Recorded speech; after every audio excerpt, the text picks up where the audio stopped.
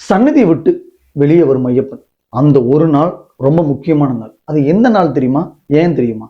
ஐயப்பன் சன்னதியை விட்டு வெளியில வந்து அந்த அடர்ந்த காட்டுக்குள்ள போறதுக்கான காரணம் என்ன தெரியுமா? ஒரே ஒரு பூ, மகரஜோதி பூன்னு சொல்லி ஒரு பூ இருக்கு. ஐ மீன் சிம்பிளா சொன்னா கோகனட் பூன்னு சொல்லுவாங்க. அந்த பூவை பறிக்கிறதுக்காக சன்னதி விட்டு ஐயப்பன் அடர்ந்த காட்டுக்குள்ள போறதா ஒரு புராணத்துல ஒரு கதையே இருக்கு. அவர் போகும்போது ஒரு விதமான பாசிட்டிவ் வைப்ரேஷன்லாம் இருக்கும். அது எப்ப எப்படிலாம் இருக்கும் அப்படின்னு சொல்றாங்கன்னா, 18 படி நம்ம இறங்கி வரும்போது ஒரு விதமான மனம், அழகான ஒரு மனம் இருக்குமா. அதுவும் இல்லாம அந்த அடர்ந்த காட்டுக்குள்ள இது நாள் வரைக்கும் பார்க்காத குதிரையோட கால் தடம், குதிரையோட சத்தம்லாம் கேட்கும்னு சொல்லி இன்னைக்கு வரைக்கும் சொல்லப்படுது. அந்த பூ வருஷத்துக்கு ஒரே ஒரு டைம் தான் பூக்குமா. அந்த பூ இது வரைக்கும் யாரும் பார்த்ததில்லை, பறிச்சது இல்லைன்னு சொல்றாங்க. ஆனா அந்த பூ ஐயப்பனோட தரிசனத்துக்காகவும், ஐயப்பன் பறிக்கிறதுக்காகவும் அந்த பூ பூக்கிறதாகவும், அதை பறிக்கிறதுக்காக சபரிமலையை விட்டு ஐயப்பன் காட்டுக்குள்ள போறதாகவும் சொல்றாங்க. அதுதான் இன்னைக்கு வரைக்கும் மகர ஜோதியா வழிபடக்கூடியதா சொல்றாங்க. அதுவும் இல்லாம ஐயப்பன் போகும்போது அந்த 18 படியில ஒரு விதமான வைப்ரேஷன் ஏற்படும். அந்த வைப்ரேஷன் எல்லாம் வச்சுதான் புராணத்துல இன்னைக்கு வரைக்கும் ஐயப்பன் சன்னதியை விட்டு வெளியில போறது அந்த ஒரு நாள் அப்படின்னு சொல்றாங்க.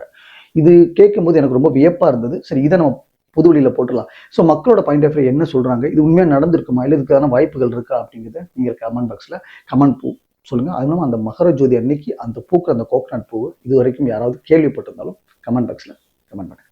தேங்க்யூ.